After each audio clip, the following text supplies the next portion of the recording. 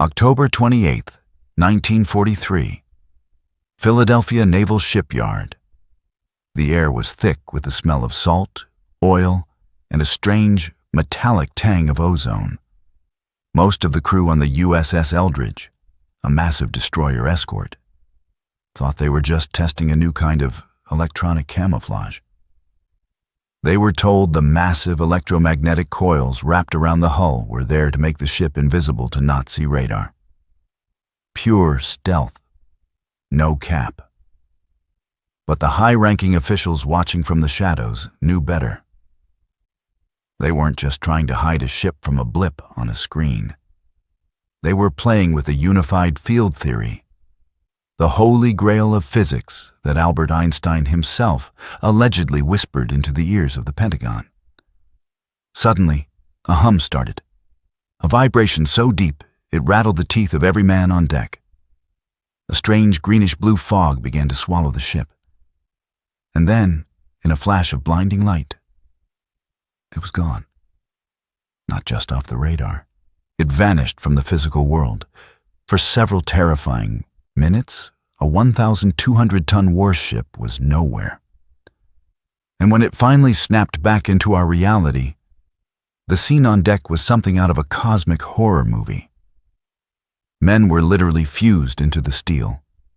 Some were inside out. Others were simply missing. This isn't just a ghost story. It's the most suppressed, glitchy, and terrifying military secret in American history. Welcome to the Philadelphia experiment. Grab your coffee and stay sharp. This is about to get unhinged. To understand how a ship can just Control-Alt-Delete itself out of existence, you have to look at the giants involved. We're talking about Albert Einstein and Nikola Tesla. Legend says that in the early 1940s, the Navy recruited these geniuses for Project Rainbow. The goal? To manipulate gravity and electromagnetism to create a bottle effect. Einstein's theory suggested that if you pump enough electromagnetic energy into a specific area, you can actually bend light and even space-time around an object. Tesla, however, was the skeptic. Rumor has it he walked away from the project months before the big test. Why? Because he knew the human body couldn't handle the molecular vibration required for teleportation. He told the Navy they were building a human microwave. They didn't listen.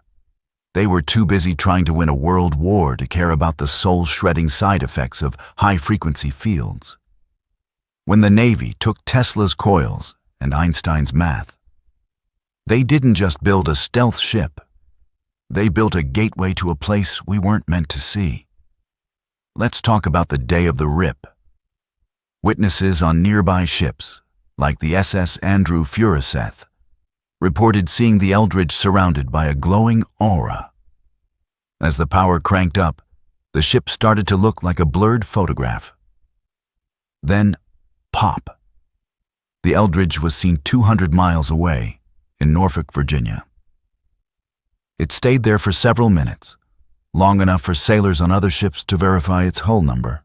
Then, it vanished from Norfolk and reappeared back in Philly.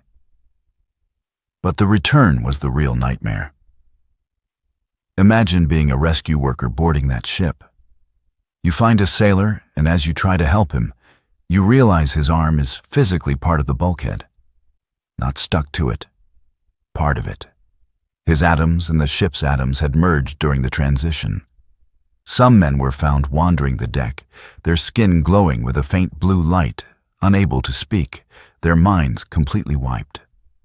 Others were simply gone, leaving only their boots behind. The Navy quickly quarantined the ship, swore every witness to secrecy, and began the 80-year process of scrubbing the Eldridge from the history books. Now, if the Navy deleted the records, how do we know this?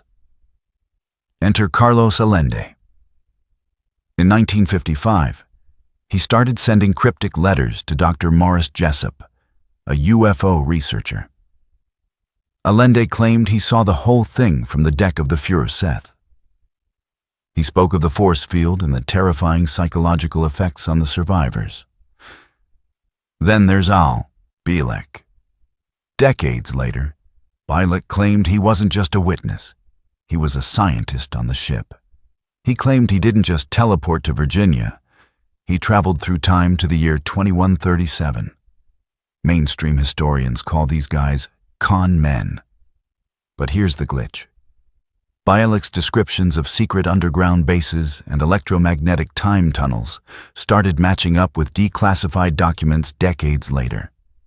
The Navy's official line was that the Eldridge was undergoing degaussing, a process to make it immune to magnetic mines. But degaussing doesn't make a ship glow green or make sailors fuse with steel. There's a gap in the story that only something as wild as teleportation can fill. Conspiracy theorists believe the Philadelphia experiment didn't end in 1943. It just went black.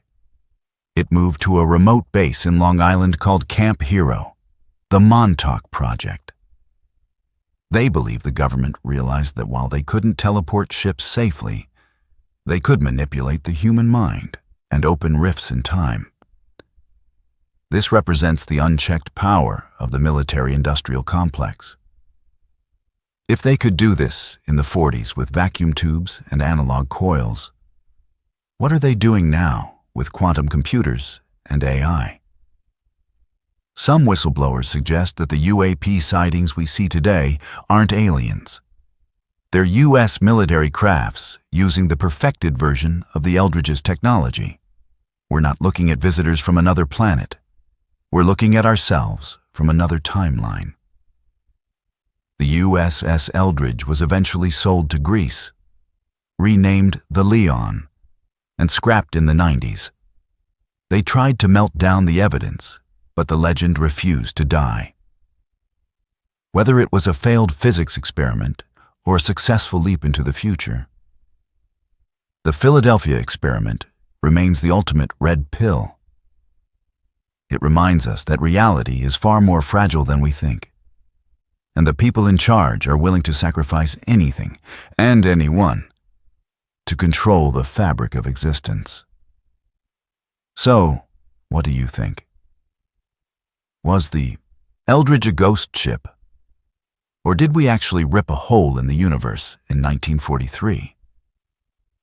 If you've got a theory or a family story about a Navy secret, drop a glitch in the comments. Let's get the conversation started.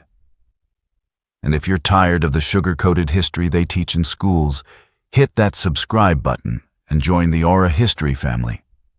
Stay curious, stay skeptical, and most importantly, stay unhinged.